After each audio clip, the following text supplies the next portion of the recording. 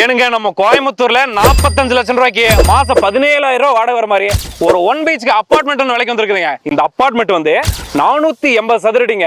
ஒரு பெட்ரூமு, ஒரு ஹாலு, ஒரு கிச்சனு, முன்னாடி வந்து ஒரு பால்கனிங்க. இதுக்கு வந்து ஒரு அட்டாச் பாத்ரூம் இருக்குது. இதுக்கு வந்து கார் பார்க்கிங் வசதி கிடையாதுங்க. இந்த மாதிரி அபார்ட்மெண்ட்ல என்ன பண்ணுவாங்க அப்படின்னா சின்ன பட்ஜெட்ல வாங்குறது எல்லாமே பைக் பார்க்கிங் வசதி கொடுத்துருக்காங்க. அது போக ஜிம்மு, அப்புறம் கோயில், அப்புறம் மேல இந்த கேம்ஸ், அதெல்லாம் வந்து எல்லா அபார்ட்மெண்ட்லயும் வந்து பேசிக்கா கொடுக்கக்கூடியதான்.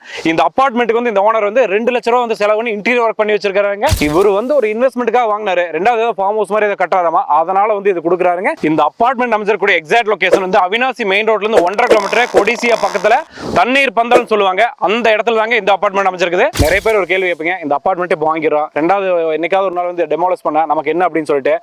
இந்த அபார்ட்மெண்ட் நாளைக்கு எவ்வளவு பழசானாலும் சரிங்க, டோட்டலா வந்து டெமோலிஷே பண்ணாலுமே உங்களுக்கு வந்து இதுல 180 சதுரடிக்கு வந்து இதுல பங்கு இருக்குதுங்க. அதுதான் அபார்ட்மெண்டோட கான்செப்ட்.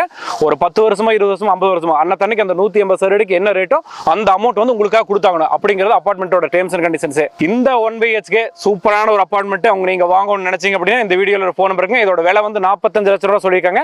கோயம்புத்தூர் சிட்டிக்குள்ளேயே வந்து நீங்க 45 லட்சம் ரூபாய்க்கு ஒரு இடம் வாங்கி வீடு கட்டுறதுக்கு சாத்தியமே கிடையாது.